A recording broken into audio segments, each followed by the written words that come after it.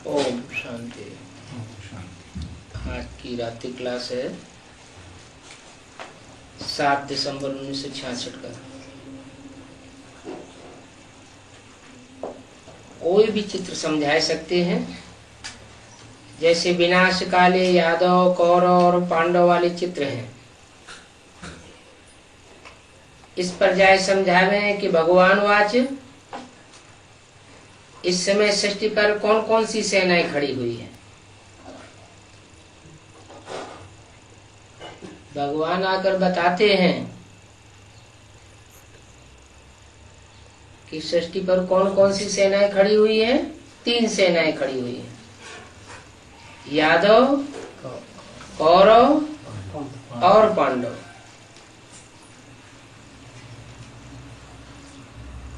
यादव किनको कहा जाता है?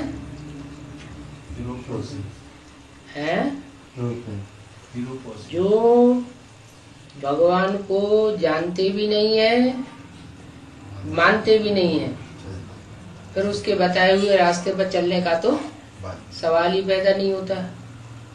और कौरव कौन से कहे जाते हैं? कौरव संप्रदाय में भीष्म पितामह द्रोणाचार्य जैसे पंडित विद्वान आचार्य भी थे। जानते थे कि ये भगवान है, लेकिन मानते नहीं थे। तो क्या फर्क हुआ यादवों में और कौरवों में? कौरव तो जानते भी नहीं है, मानने का सवाल ही नहीं, चलने का सवाल ही नहीं। और कौरव जानते हैं लेकिन मानते नहीं। और पांडव जानते भी है, माना जानना माना ज्ञान भी है। सच्चाई का ज्ञान है उनकी बुद्धि में कि सत्य क्या है, ट्रुथ गॉड फादर कौन है। तो जो जानते हैं वो है आस्तिक पांडव। पहली बात, फिर जानने से ही सारा कमाल नहीं हो जाएगा। जानना अलग बात और मान लेना अलग बात। तो पांडव जानते भी हैं और मानते भी हैं, और फिर उनके बताए हुए नक्शे कदम पर चलते भी हैं। बातें कहाँ की हैं? जब भगवान संगम युग पर आते हैं उसी समय की बातें हैं। भगवान आते हैं तो बताते हैं कि ये 3 सेनाएं खड़ी हुई हैं, और इन 3 सेनाओं के बीच में मैं आकर के ज्ञान सुनाता हूं। ऐसा कोई नहीं है जिनके बीच में ज्ञान सुनाता ना हो। ये कोई नहीं कह सकता कि मुझे नहीं पता। अभी इस ब्राह्मणों की दुनिया में 3 सेनाएं हैं। क्या? यादव, कौरव और पांडव। यादव कौन है? यादव कौन है और यादवों का हेड कौन है?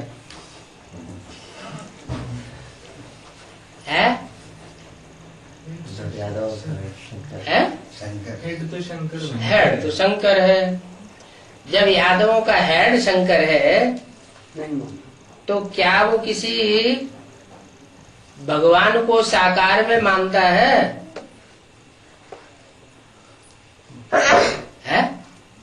क्या मानता है कि कोई भगवान साकार में है? हेड को मानना। अच्छा, जानता है? हेड को मानना चाहिए ना। हेड यादवों का हेड है शंकर, और शंकर जो यादवों का हेड है वो ये जानता है कि भगवान इस सृष्टि पर एक व्यापी होकर के आया हुआ है। जानता है? जानता है। अच्छा, जानता होगा तो स्वीकार भी करता होगा? स्वीकार भी नहीं करता। फिर पता कैसे चले कि जानता है या कि नहीं जानता है?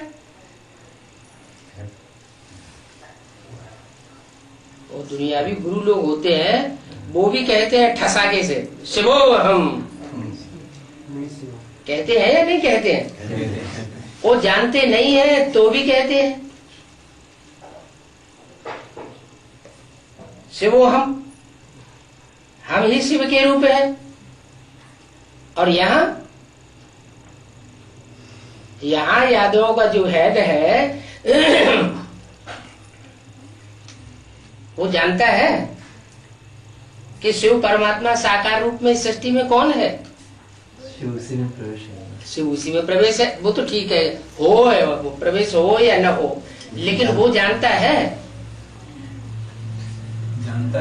जानता है। अच्छा, जानता है फिर मानता है? मानता भी है। अच्छा, किसी कैसेट में माना कि मेरे अंदर शिव बाबा है? अच्छा, किसी लेटर, कोई लेटर तुम्हारे पास आया? ढेर सारे लेटर्स आते रहते हैं बच्चों के पास। उन बच्चों में से कोई बच्चा ये कहे कि मेरे पास एक लेटर आया, इस लेटर में स्वीकार किया कि ये भगवान का साकार रूप है? कोई ईमेल आया? कोई ईमेल में माना? अच्छा, ईमेल में नहीं माना, कोई लेटर में भी नहीं माना, और लिटरेचर में भी नहीं माना, कोई अखबार में छपा हो वो भी नहीं माना, कहीं माना ही नहीं। और कहीं फोन ऑन आया? कभी किसी ने फोन आया हो तो फोन रिकॉर्ड भी कर लिया होगा तो माना? अरे मानेगा कहां से जब जानता ही नहीं है? अच्छा चलो, यादवों के हेड की बात छोड़ दो। ब्रह्मा के तन में शिव बाबा आता था। मुरली में बोला ब्रह्मा के तन में मैं आता हूँ, क्या इनको पता चलता है नहीं कि मैं कब आता हूँ कब चला जाता हूँ? नहीं पता चलता। पता ही नहीं चलता है मैं कब आता हूँ और कब चला जाता हूँ। तो ब्रह्मा को भी पता नहीं चलता। लेकिन ब्रह्मा तो मानते थे क्या कि मेरे अंदर शिव बाबा आता है। ये क्या बात हुई? वो मानते थे लेकिन जानते थे क्या कि शिव बाबा कौन है? नहीं जानते नहीं थे। शिव परमात्मा, परम पिता परमात्मा शिव कौन है ये जानते थे? हैं? मेरे अंदर शिव आता है ये तो बताते थे, लेकिन ये जानते थे कि शिव परम पिता परमात्मा इस सृष्टि पर कौन है जो स्वर्ग की रचना करके जाता है, नरक का विनाश करके जाता है? वो नहीं जानते थे। अरे तो वो जानते नहीं थे लेकिन मानते थे कि मेरे अंदर शिव है। और यादवों का हेड शंकर मानता नहीं है, जानता है। इसका क्या प्रूफ? और जानेगा तो बताएगा भी ना, कोई प्रूफ भी मिलेगा। प्रूफ नहीं मिलना चाहिए है? जो अंदर होगा सो बाहर आएगा कि नहीं आएगा कभी? अरे भूले भटके आ जाए है, कभी न कभी आएगा। नहीं, कभी नहीं आएगा। शिव और शंकर अलग अलग है या एक है? शिव अलग है और शंकर एक है, अलग है। तो दोनों आत्माएं अलग अलग हैं, तो दोनों को एक कैसे मान लिया जाए? एक मान लिया, माना शिव हम स्वीकार कर लिया। और बाबा मुरली में क्या कहते हैं? जो अपने को शिव कहते हैं वो क्या है? हिरण्यकश्यप है। तो माना जो ऊंचे तबक्के में बैठा हुआ है, 3 पुरियों में सबसे ऊंचे तबक्के में बैठा हुआ है, उसको हिरण्यकश्यप कहा जाए? नहीं। तो वो हुआ यादवों का है। और बोलते भी हैं, बाप मुरली में ये बात बोलते भी हैं। क्या बोलते हैं? कि मैं विदेशी बनकर के आया हुआ हूँ। बाप क्या बनकर के आए? स्वदेशी बनकर के आए हैं या विदेशी बनकर के आए हैं? विदेशी बनकर के आए हैं। तो यादव विदेशी है या स्वदेशी है? यादव तो होते ही है विदेशी। यूरोपवासी यादव, अमेरिका वासी यादव, और उनको यादव कहा जाता है। तो बाप भी विदेशी बनकर के आया हुआ है। जो बाप विदेशी बनकर के आया हुआ है, चलो वो तो शिव हुआ, विदेशी बनकर के आया है, माने कोई तन में आया है, लेकिन जिस तन में आया है वो तनधारी स्वीकार करना चाहिए ना, क्या कि मैं शिव हूँ। अच्छा, अगर वो स्वीकार कर ले तो ये महानता है या निष्कर्षता है? मेरे में शिव की प्रवेशता है, ये मानना। हाँ, मेरे में शिव की प्रवेशता है, मेरे में ब्रह्मा की प्रवेशता है। ब्रह्मास्मि शिवोहम, ये बात कहना और मान लेना ये महानता है? महानता तो नहीं। अपने आप अपने को ऊंचा कहना ये कोई महानता की बात है? नहीं। अरे भगवान होगा तो भगवान को ये कहने की दरकार होगी कि मैं भगवान हूँ? है? भगवान को कहने की दरकार ही नहीं कि मैं भगवान हूँ। और जो उस ऊंचे से ऊंचे तबक्के पर नहीं होंगे और संसार के सामने ये प्रदर्शित करते हैं कि मैं ऊंचे से ऊंचा हूं, इसका मतलब वो है ही नहीं।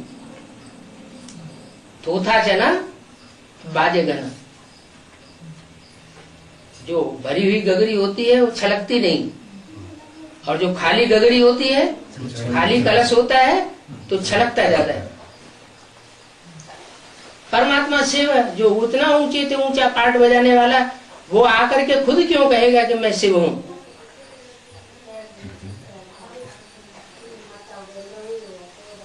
तो यादवों का हेड बनकर के आता है, माने विदेशी बनकर के आता है। और कारण भी बताता है, मैं विदेशी बनकर के क्यों आता हूँ। भारत में आता हूँ तो स्वदेशी बनकर के आऊं, विदेशी बनकर के क्यों आता हूँ? सभी बच्चों से हाँ, क्योंकि अगर स्वदेशी बनकर के आऊं, मर्यादा पुरुषोत्तम राम बनकर के आ जाऊं, तो सब सजनियों से मेल मिलाप नहीं हो सकता। इसलिए मैं विदेशी बनकर के आता हूँ। सब बच्चों से मैं हर संबंध से मिल नहीं सकता, क्योंकि मैं मर्यादा में बना हुआ रहूंगा। इसलिए मैं मर्यादा पुरुषोत्तम बनकर के नहीं आता हूँ।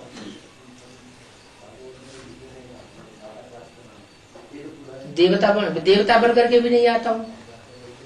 देवता में प्रवेश होने के लिए नहीं आता हूँ, मैं तो पतित तन में आता हूँ।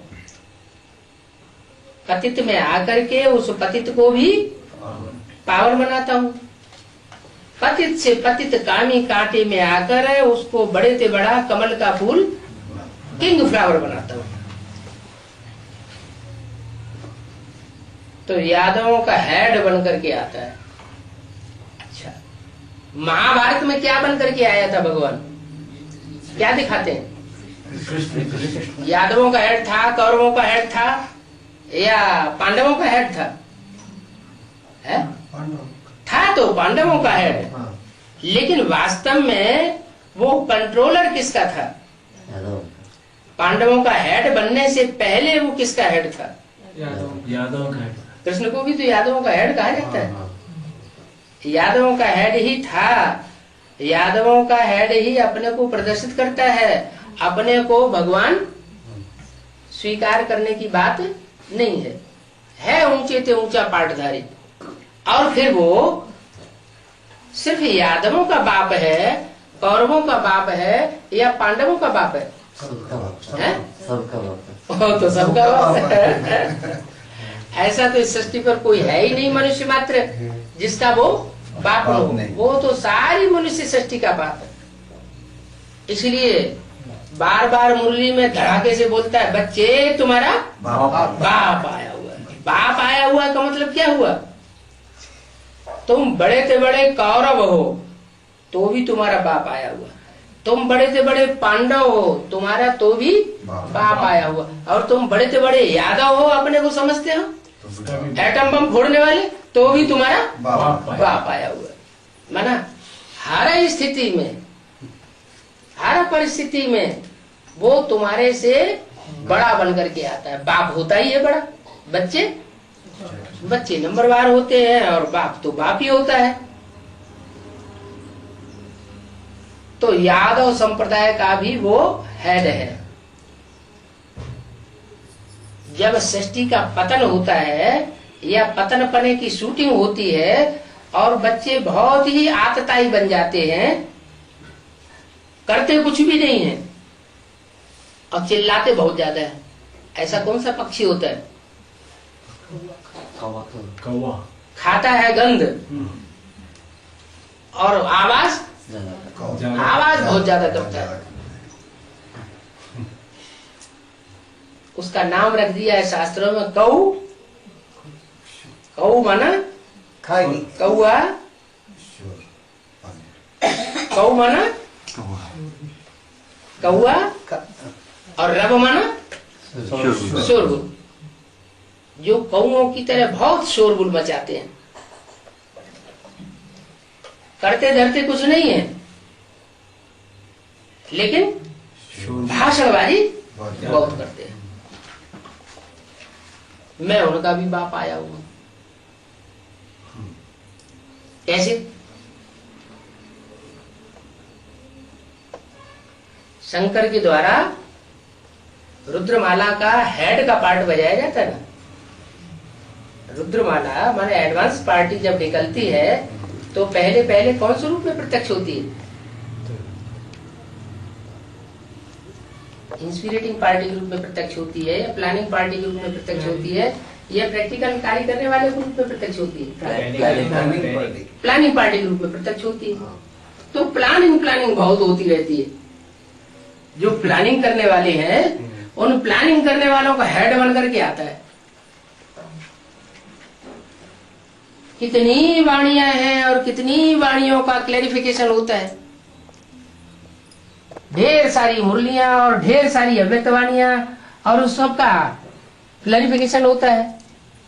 कितनी आवाज हो जाती है, बोल बहुत हो जाती है, और प्रैक्टिकल में कम क्या कुछ भी नहीं होता। तो किसका हेड हो गया है? तो वो कौरवों का भी हेड हो गया।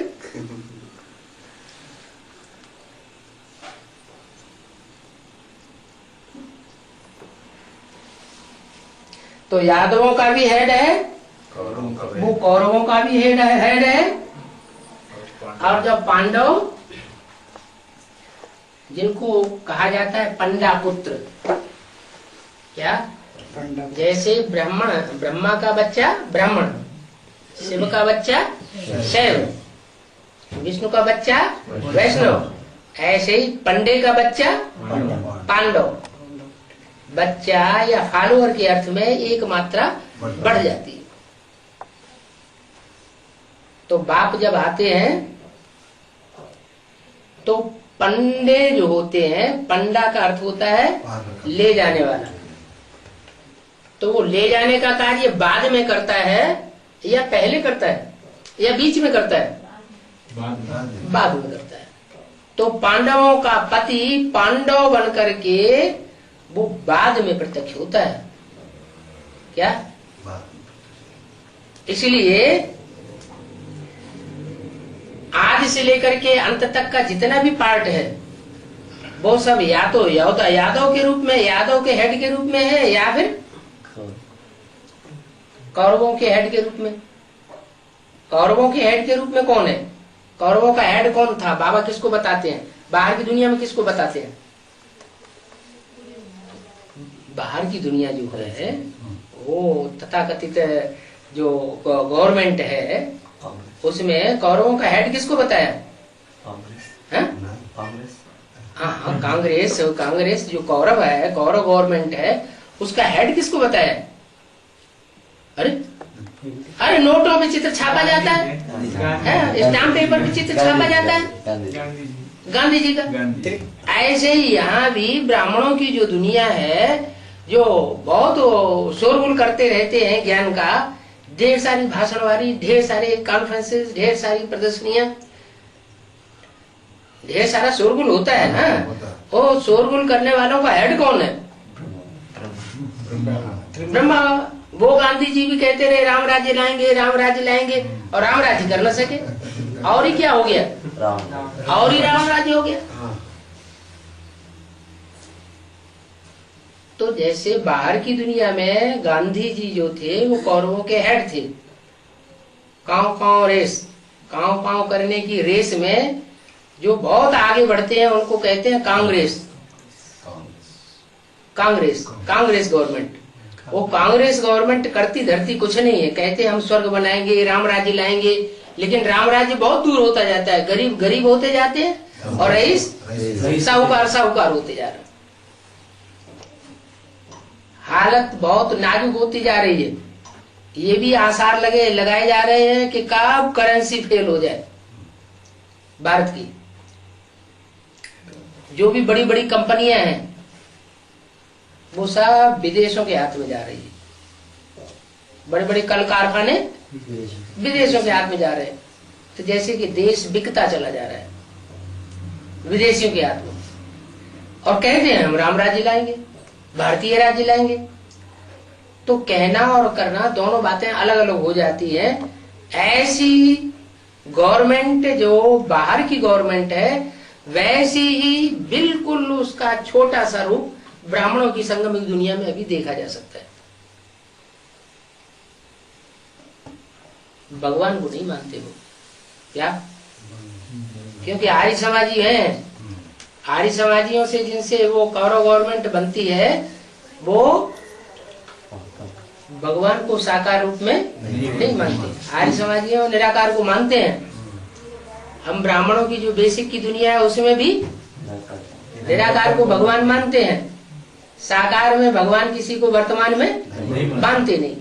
अगर उनसे पूछा जाए कि गीता का भगवान कौन, तो कहेंगे शिव। चित्र बना के रख देंगे, शिव ज्योति बिंदु, ये गीता का भगवान। और कृष्ण गीता का भगवान नहीं। जबकि गीता ज्ञान सुनाने वाला मानते हैं किसको? दादा लेखराज ब्रह्मा को।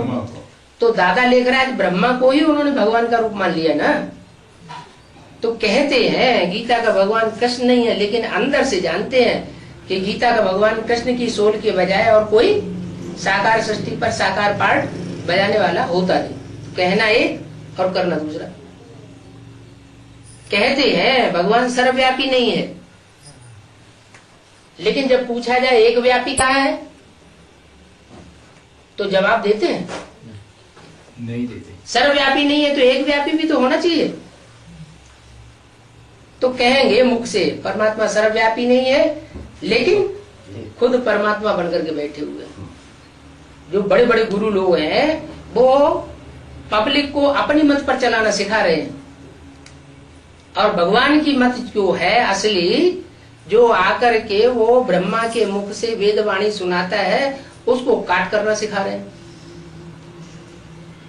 तो कौरव यादव ये दोनों ही आदि से लेकर के अंत तक पार्ट बजाते हैं, और अंत में जाकर के पांडव गवर्नमेंट सफल हो जाती है। ये पांडव गवर्नमेंट गुप्त है। क्या?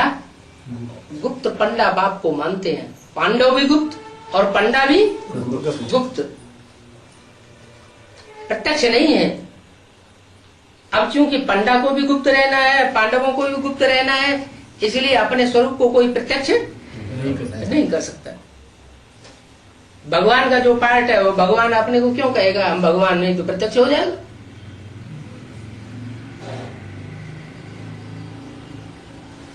तो ये तीन सेनाएं अभी हैं, और तीनों सेनाओं का अगर अंदर से देखा जाए तो मुखिया तो एक ही है,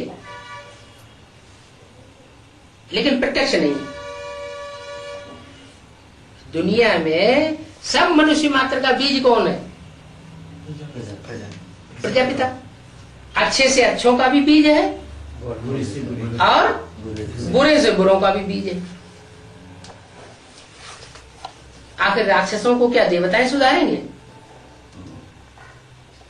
राक्षस देवताओं के द्वारा सुधरेंगे? राक्षस कभी देवताओं के द्वारा नहीं सुधर सकते। क्यों? कारण क्या है? विष से विष मारा जाता है और लोहे से लोहा काटा जाता है। तो जो राक्षसी वृत्तियां हैं वो देवताओं के द्वारा सुधार नहीं हो सकती। इसलिए भगवान कहते हैं कि न मैं देवता बन करके आता हूं, न ब्राह्मण बनता हूं, मेरे को साधु नहीं कहा जा सकता। मैं साधु संत बन करके नहीं आता हूं। मेरा टाइटल तुम बच्चों के टाइटल से अलग है। तुम बच्चे जब सुधर जाते हो तो तुम्हारा टाइटल बनता है, तुम्हारे गुण बनते हैं सर्वगुण संपन्न, 16 कला संपूर्ण, संपूर्ण अहिंसक, मर्यादा पुरुषोत्तम। ये गुण मेरे नहीं है क्या कि मैं सर्वगुण संपन्न बन करके आ जाऊं? सर्वगुण संपन्न बन करके आ जाऊं तो जो ये गुणहीन है, अवगुणों के आधार पर सारी दुनिया को खाए चले जा रहे हैं, उनका सुधार कौन करेगा? तो मैं सर्वगुण संपन्न बन करके आता नहीं हूं, 16 कला संपूर्ण में बनता नहीं हूं। मैं तो कलातीत हूं। जैसे सूर्य कलाओं से भी पार होकर के रहता है, ऐसे मैं भी कलाओं से पार हूं। 16 कला संपूर्ण जो बनने वाले देवताएं हैं उनका मैं रक्षण करता हूं, और जो वर्तमान समय में देवी आत्माओं को, दिव्य आत्माओं को, भोली भाली आत्माओं को काटने का काम कर रहे हैं, ध्वंस करने का काम कर रहे हैं, अति मचा रहे हैं, उनका मैं खात्मा करता हूं, संवर्धन करता हूं साधु स्वभाव वालों का, और मर्दन करता हूं राक्षसी स्वभाव वालों का। लेकिन गतिमति नहीं आ रही है, हिंसक रूप में नहीं, अहिंसक रूप में आता हूं। ऐसे नहीं कि कीचड़ से कीचड़ धोया जाएगा।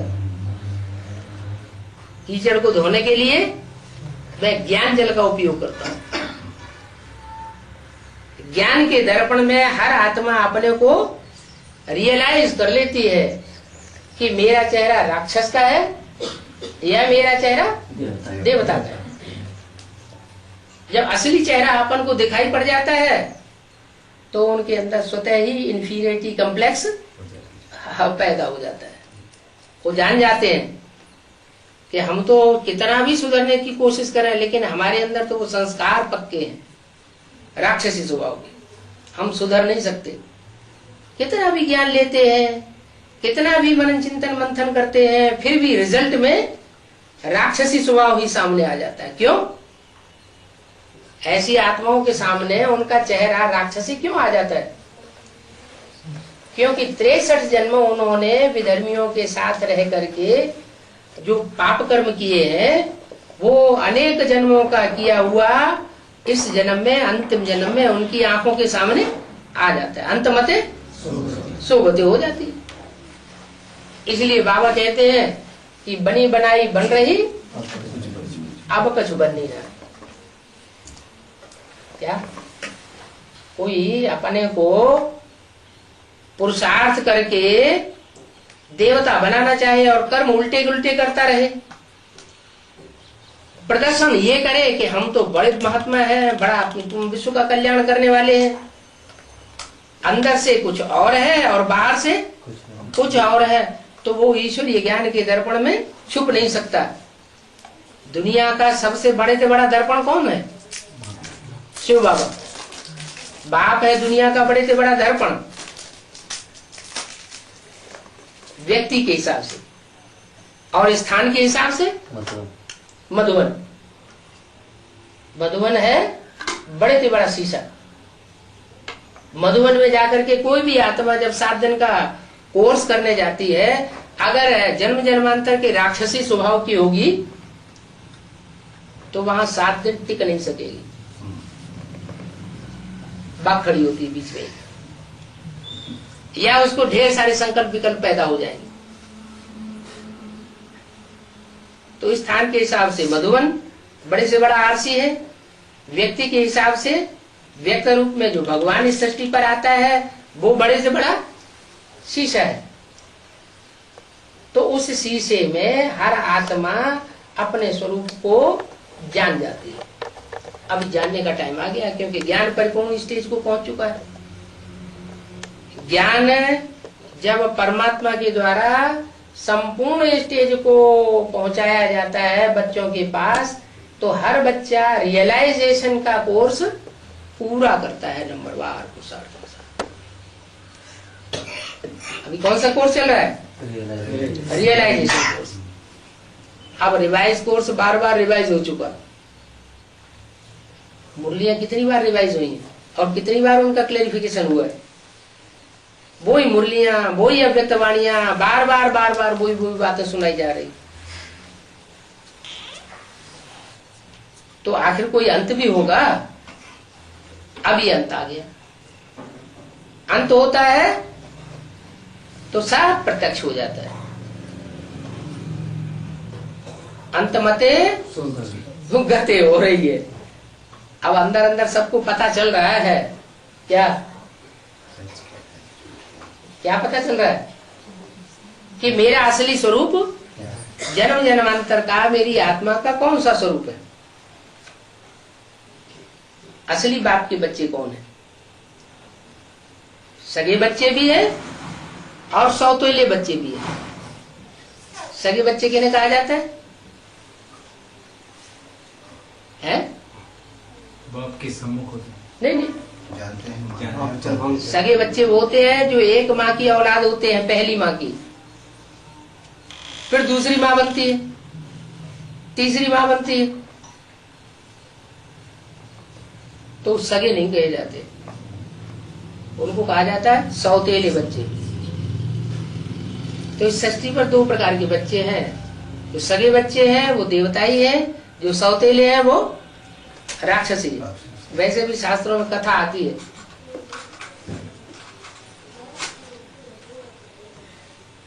एक कश्यप ऋषि जो ब्रह्मा की कोटि के थे, उनकी दो पत्नियां थी, दिति और अदिति। दिति से दैत्य पैदा हुए और अदिति से राक्षस पैदा हुए।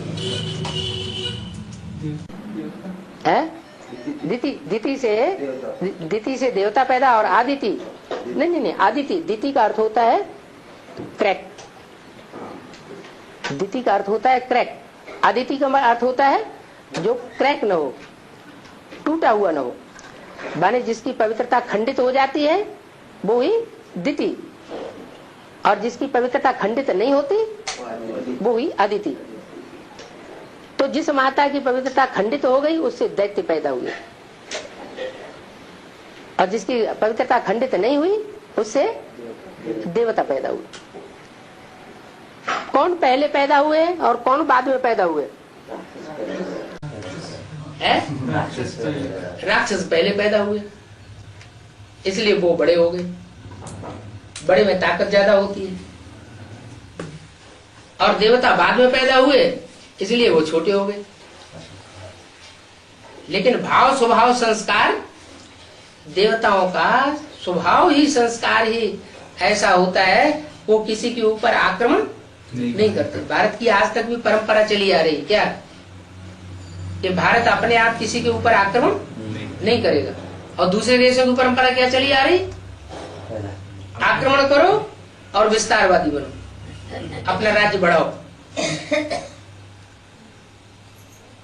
तो देवताएं हैं भारतवासी और असुर हैं सब विदेशी। देश के विपरीत, विमाना विपरीत स्वभाव संस्कार वाले देशी, माने देश के विपरीत स्वभाव संस्कार वाले क्या हुए? विदेशी। तो जो विदेशी स्वभाव संस्कार वाले हैं वो इस संसार में फलते फूलते हैं बाद में, जब से द्वापर युग शुरू होता है। द्वैतवादी आत्मा ऊपर से द्वैतवादी धर्म पिताएं आते हैं और वो आकर के द्वैत फैलाते हैं। जो एक मत का राम राज्य चल रहा था, देवताई राज्य चल रहा था सत्ययुग त्रेता में, उस मत में द्वैत लगा देते हैं।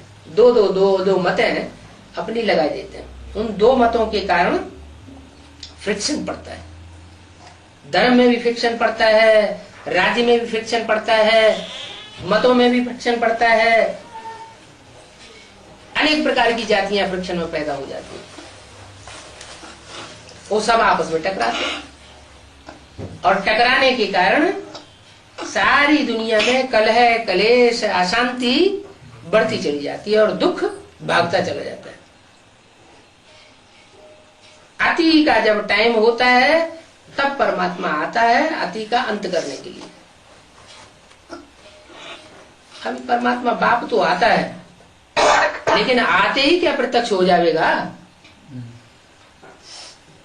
आत्मा गर्भ में आती है तो क्या आते ही प्रत्यक्ष हो जाती है?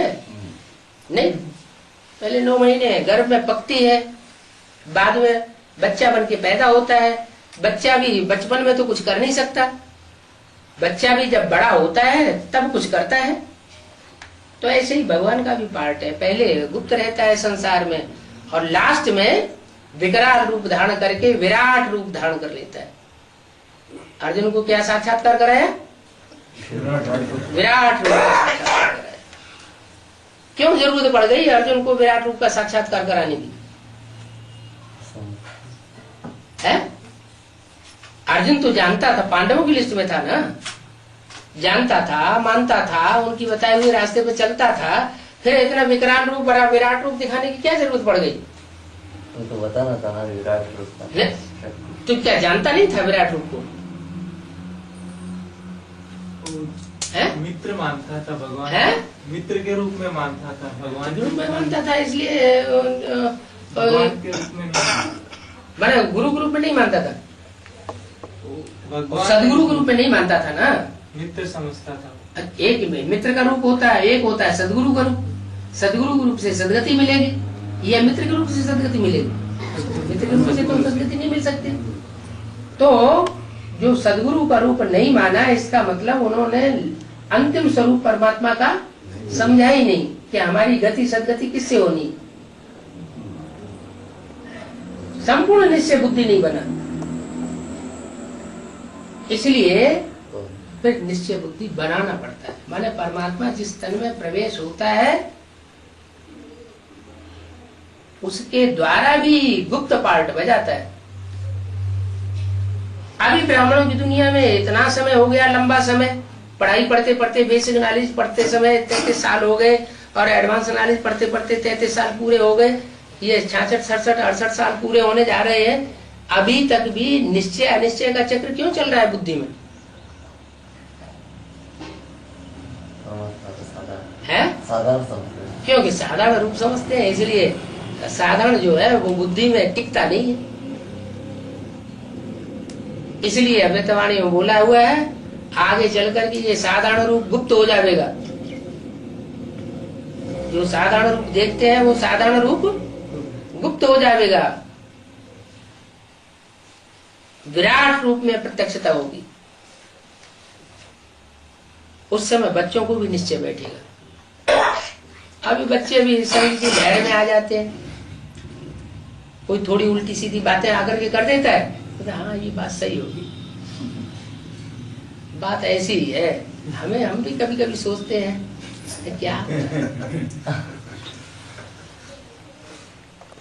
इतना ज्ञान सुनने के बावजूद भी हिलते डुलते रहते हैं। हिलते डुलते रहते हैं का मतलब क्या हुआ कि निश्चय बुद्धि विजयते अभी नहीं बने। क्यों नहीं बने हैं? कारण क्या है? इतना श्रेष्ठ ज्ञान मिल रहा है, बेसिक में भी और एडवांस में भी, और फिर उसको उसका रूप स्वरूप जो है उनकी बुद्धि में उसी रूप में क्यों नहीं बैठता जैसा ज्ञान सुनाया हुआ है? ऊपर नीचे क्यों होते रहते हैं? क्योंकि जन्म जन्मांतर की इम्प्योरिटी रही है। ये जन्म जन्मांतर के राजाएं हैं, और राजाओं के साथ उस ज्ञान को फॉलो करने वाली, एडवांस नॉलेज को भी फॉलो करने वाली जन्म जन्मांतर की उनकी साथी प्रजा है। यथा राजा विकारी बनकर रहे तथा उनकी प्रजा भी जन्म जन्मांतर विकारी बनकर के रही। तो जिनकी बुद्धि में वो विकृतियां घुसी रही है वो भगवान के ज्ञान को विकृत रूप में पकड़ लेते हैं जल्दी। यथार्थ रूप में नहीं पकड़ पाते। इसलिए कई साल पहले अमृतवाणी बाबा ने बोला था कि अब विजयमाला का आवाहन करो। क्या विजयमाला में जो भी मणके होंगे वो सब मणके रानी बनने वाली स्वभाव संस्कार की आत्माएं हैं, जो भारत की रानियां हुई है। भारत के राजाओं ने तो अपवित्रता धारण की और भारत की रानियों ने जन्म जन्मांतर पवित्रता धारण की है। जब राजाएं लड़ाई लड़ने जाते थे, राजाएं लड़ाई लड़ने जाते थे अपनी सेना लेकर के, और देखती थी रानियां की अब हार होने वाली है विदेशियों से, तो सारी रानियां और विदेशियों के पंजे में नहीं फंसती थी, जौहर कर लेती थी। विदेशी आकर उनके शरीर को टच भी नहीं कर सकते थे। तो ऐसी पवित्रता जहां भारत की नारियों में रही है, ऐसी पवित्र रहने वाली जन्म जन्मांतर की आत्माएं वो निकलती है बेसिक नॉलेज के अंदर से।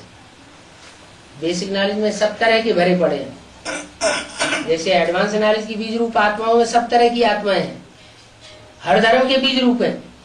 ऐसे बेसिक नॉलेज में भी हर धर्म के जड़ें आधार मूर्त मौजूद है। तो उन आधार मूर्तों में से जो रानियों के स्वभाव संस्कार वाली आत्माएं हैं, जो विजयमाला के मणके बनने वाले हैं, जो असल चंद्रवंशी हैं, क्या असल ब्रह्मा को फॉलो करने वाले और किसी भी धर्मी को फॉलो करने वाले नहीं है, वो आत्माएं निकलती है। वो आत्माएं जब एडवांस नॉलेज में आती है, एडवांस को पकड़ती है, तो बड़ी फास्ट गति से पकड़ लेती है। हमको निश्चय बनने में 33 साल लग गए, और इसके बाद अभी 3-4 साल का ये अंतराल का पीरियड भी चला जा रहा है। लेकिन जो परिवर्तन लाना चाहिए वो नहीं ला पा रहे हैं। और वो आत्माएं आती है या उनका हेड निकलता है, हेड निकलने के साथ ही साथ क्या होता है, झुंड भी होता है, उसका सारा का सारा झुंड पीछे पीछे चल पड़ता है। तो ये किस बात का प्रभाव हुआ, ये यूनिटी क्यों बन गई? उनके अंदर जो जन्म जन्मांतर की प्योरिटी है, उस प्योरिटी के आधार पर वो यूनिटी फटाक से तैयार हो जाती है और एडवांस नॉलेज संसार में प्रत्यक्ष हो जाती। अभी सच्चाई है हमारे पास, एडवांस नॉलेज है, लेकिन उस एडवांस नॉलेज के ऊपर हमको ही निश्चय होता रहता है। हम स्वयं ही अपने ऊपर अनिश्चय पैदा कर लेते हैं। अपनी आत्मा के स्वरूप के ऊपर हम निश्चय नहीं पैदा कर पाते कि हम किसके बच्चे हैं, किसने हमको अपनाया है, हम कैसे ऊंचे ऊंचे हैं।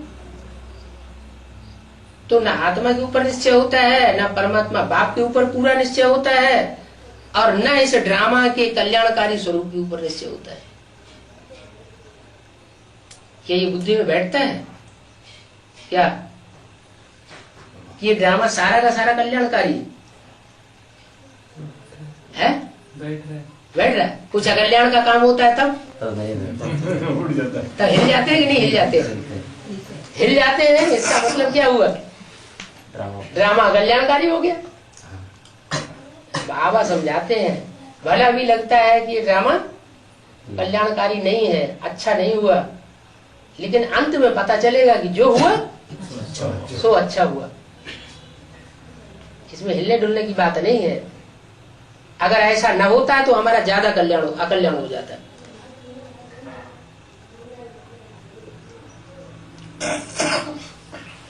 तो ये जो 3 सेनाएं खड़ी हुई है इस समय, इन तीनों सेनाओं में अपने को देखना है, हम किस सेना के बीच में खड़े हुए हैं। ऐसा तो नहीं कि तीनों सेनाओं के गुण संस्कार स्वभाव संस्कार हमारे अंदर भी भरे हुए हैं। हमें जाना कहाँ है? पांडवों के साथ। हमें तो पांडवपति के पास पहुंचना है ना। अब भले पांडवपति पांडव बन करके, पांडवों का बाप बन करके प्रत्यक्ष नहीं हुआ है, नहीं प्रत्यक्ष हुआ है, लेकिन हम जानते तो हैं कि यही पांडवपति है।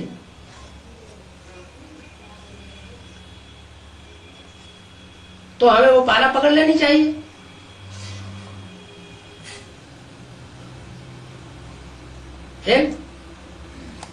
फिर ऊपर नीचे क्यों होते रहते हैं? अनिश्चय बुद्धि विनश्यते। हमारा तन का विनाश नहीं होना है, आत्मा का विनाश नहीं होता है, लेकिन हमारे पद का विनाश होता जाता है। परिपक्व निश्चय न बैठने की वजह से हमारा मन का नीचे उतरता चला जा रहा है। कितने लंबे समय से कहते चले आ रहे हैं, अमृत वेला सुधारा तो सब सुधर जाएगा। अब एक एक से पूछा जाए अमृत वेला सुधरा है, क्या बात हो जाती है? कुछ नहीं होता। फिर जब कुछ भी नहीं हो रहा है तो अमृत वेला सुधर जाना चाहिए।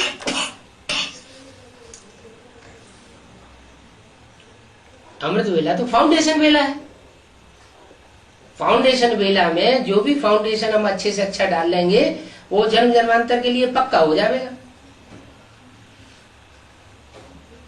हमें मालूम है कि वाचा की शक्ति से दुनिया का परिवर्तन नहीं होता है। वाचा की शक्ति दुनिया का परिवर्तन नहीं कर पाते। कर्मणा कर्मेंद्रियों की जो स्टेज है वो तो और भी ज्यादा स्थूल है, उसमें तो और भी ज्यादा पावर नहीं। मनसा से दुनिया का परिवर्तन होगा, वाइब्रेशन से परिवर्तन होगा। और वाइब्रेशन का परिवर्तन करने के लिए बहुत जरूरी है कि हमारी मनसा एकाग्र होनी चाहिए। एकाग्रता दोपहर में होगी, शाम को होगी, रात में होगी, या अमृत वेले मजबूत होगी। करके देखे, करके देखा भी है कई बार। जिस दिन अमृत वेला बढ़िया हो जाता है, आत्मिक स्थिति पक्की हो जाती है, तो सारा दिन हल्का हल्कापन महसूस होता है। क्यों? फाउंडेशन बढ़िया बढ़िया। कितनी भी परीक्षाएं आए सारे दिन में, लेकिन उन सारी परीक्षाओं के बीच में हमें ऐसे लगता है कि जैसे हम ऊपर उड़ रहे हैं और स्थितियां परिस्थितियां सब नीचे की ओर छोटी छोटी दिखाई पड़ रही है। तो अनुभव भी है, जानते भी हैं, फिर भी वो स्टेज क्यों नहीं पकड़ पाते? अंदरूनी कमजोरी है। अंदरूनी कमजोरी। क्या अंदरूनी कमजोरी? माया, अलवेलापन है। माया, माया। माँ माने नहीं है, आया माने आया। ना आई होती तो ज्यादा अच्छा था। है। भगवान की पत्नी के रूप में है माया भी। मायापति कहा जाता है, लक्ष्मीपति कहा जाता है, सीतापति कहा जाता है, पार्वती पति कहा जाता है।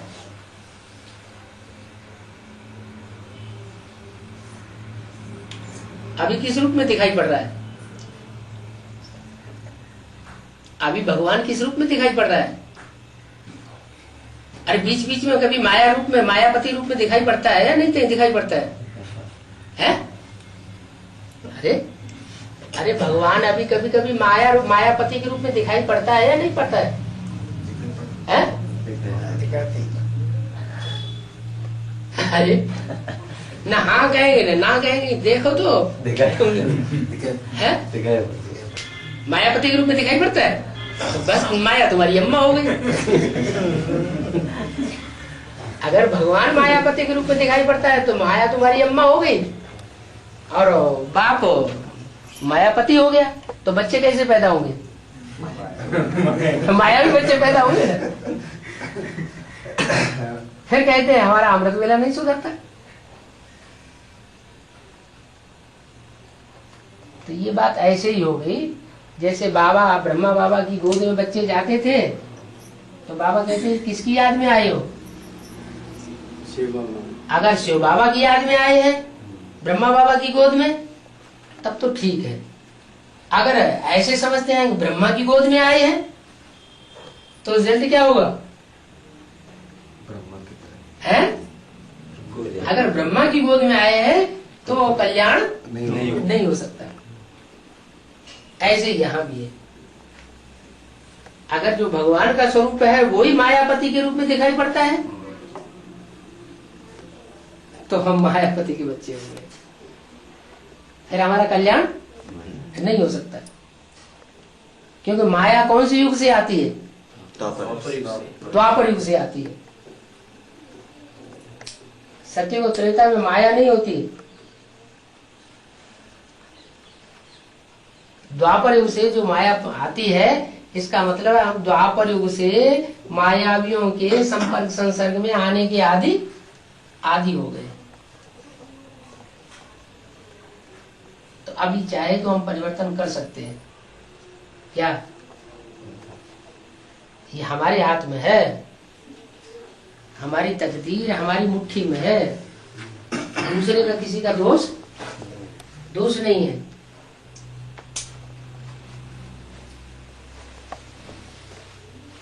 क्योंकि सारा ज्ञान परमात्मा ने हमको दिया हुआ है।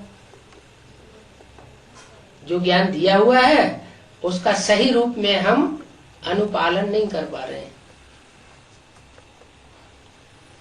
कोई कहे ऐसे भी कहते हैं, अच्छा भगवान बाप आया हुआ है तो भगवान बाप ही आकर, भगवान तो सब कुछ कर सकता है, वो हमारी बुद्धि को चेंज क्यों नहीं कर देता?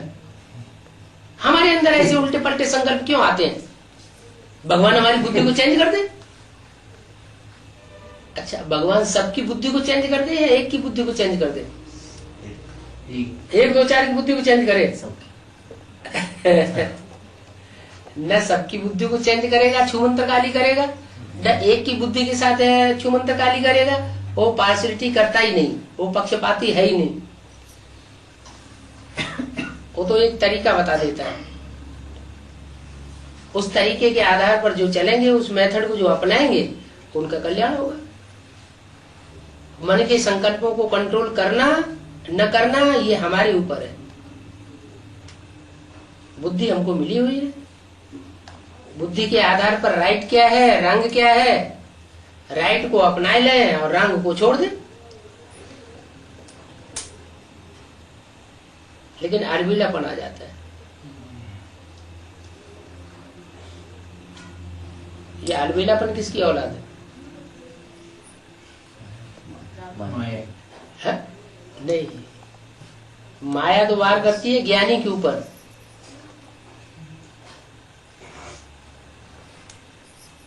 क्या ज्ञानी के ऊपर माया वार करती है? फिर कुंभकर्ण भी वार करता है। उसका संग का रंग जो हमने लिया है ना, वो हमको अलबेला बना देता है। अलबेलापन भी आधी नींद है। जैसे आदमी सोता है ना अर्धनिद्रा में, तो उसको जगाओ तो फिर करवट ले जाएगा, दूसरी करवट सो जाएगा। तो ऐसे अलबेलापन भी आधी नींद है।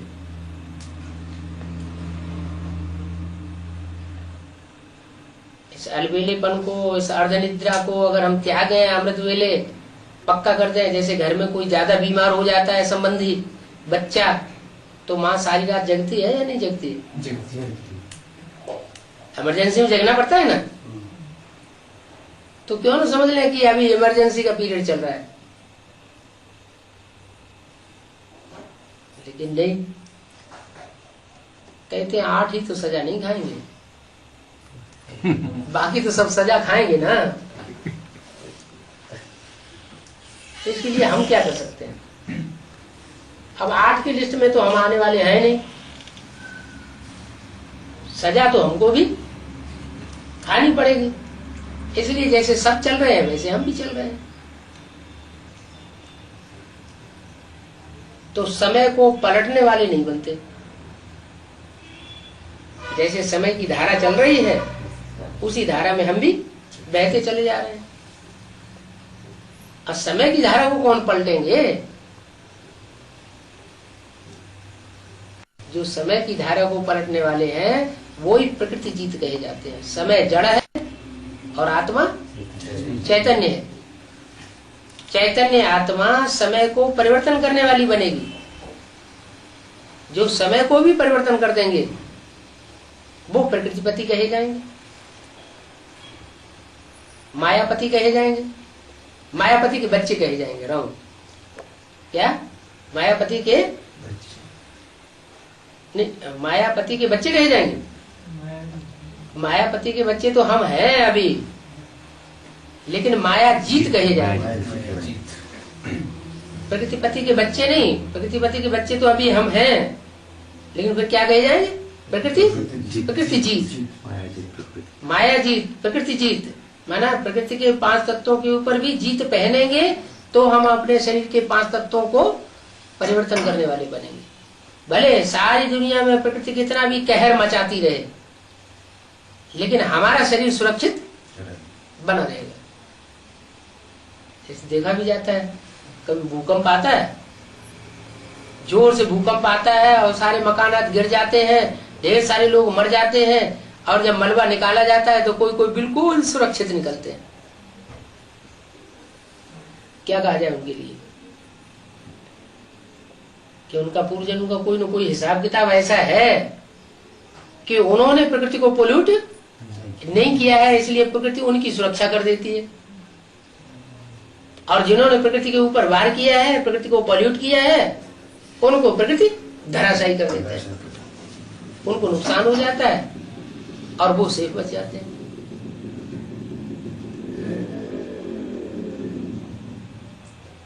तो है तो सब बनी बनाई बन रही, अब कुछ बननी ना है। लेकिन इस बात को लेकर के हम ये थोड़ी कह सकते हैं कि हमारी ऐसी ही बनने वाली गति थी। ज्ञान के आधार पर जो कुछ हुआ है पास्ट में, वो हमें पता थोड़ा ही है। 5000 साल में क्या हुआ है वो हमें पता है? नहीं पता है। तो फिर हमको अच्छे संकल्प चलाना चाहिए या दुष्ट संकल्प चलाना चाहिए? अच्छे से अच्छे संकल्प चलाना चाहिए। लेकिन अच्छे संकल्प चलते क्यों नहीं? निगेटिव संकल्प क्यों चल पड़ते हैं? निगेटिव संकल्पों की रील क्यों घूमती है? पूर्वजन्म का हिसाब किताब है, इसलिए चलने दो। अरे हमें मालूम तो है कि निगेटिव संकल्प चलाने से हमारा कल्याण होगा, पॉजिटिव संकल्प चलाने से हमारा कल्याण होगा। तो पॉजिटिव संकल्प हम चलाएं अपने लिए भी और दूसरों के लिए भी। अगर ये पॉजिटिव संकल्प चलाते रहेंगे तो हमारा कल्याण होगा, वातावरण सुधरेगा। तो हम चेंज क्यों नहीं करते? कमजोरी है? क्या कमजोरी? दृढ़ता धारण नहीं की है, अलबेलापन बना रहता है। अगर दृढ़ता धारण कर लें कि हमें ये करना ही करना है, समय की पहचान नहीं है। अभी जो समय चल रहा है, जैसे एग्जाम होते हैं ना, फाइनल एग्जाम होते हैं तो थोड़ा समय पहले छुट्टी कर दी जाती है, ढीला छोड़ दिया जाता है स्टूडेंट्स को। ऐसे ही अभी ढीला छोड़ा हुआ है।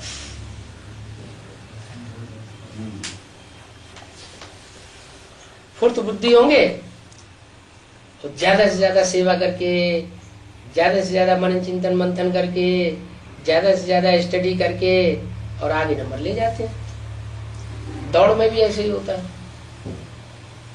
दौड़ने वाले दौड़ते हैं, कोई पहले पहले धीरे धीरे दौड़ते रहते हैं ताकि थक न जाए। कोई शुरुआत में ही ज्यादा ताकत लगा देते हैं, फिर बाद में थक जाते हैं, फिर ढीले पड़ जाते हैं। और वो पहले अपनी ताकत नहीं लगाते, लास्ट में जाकर के जब आखिरी पॉइंट आता है तो तेज दौड़ दौड़ते हैं और लास्ट में जाकर के फास्ट नंबर ले लेते हैं। ऐसी आत्माओं में वो आत्माएं होती हैं जो जितनी ज्यादा परीक्षाएं आती हैं उतना ही ज्यादा उनका पुरुषार्थ और फास्ट हो जाता है। परीक्षाओं की तीव्रता बढ़ती है, स्थितियां परिस्थितियां और ज्यादा खराब होती है और वो और ज्यादा तीव्रता का पुरुषार्थ करते हैं ऑटोमेटिक। तो यही कहा जाए कि उनके पूर्व जन्मों के सुकृत ऐसे हैं कि उनको मदद मिल जाती है। यहाँ भी देखा जाता है जो ज्यादा ईश्वरीय सेवा करते हैं उनको बाप की मदद बहुत मिलती है, लेकिन वो ईश्वरीय सेवा निस्वार्थ होनी चाहिए, स्वार्थ युक्त ईश्वरीय सेवा नहीं होनी चाहिए। कोई ऐसे होते हैं जैसे सेवा करने फील्ड में गए और देखा अच्छा साहूकार आदमी है, बड़ा नेता है, तो उसकी बड़ी रज रज की सेवा करेंगे, सारी ताकत लगा देंगे उसकी सेवा करने में।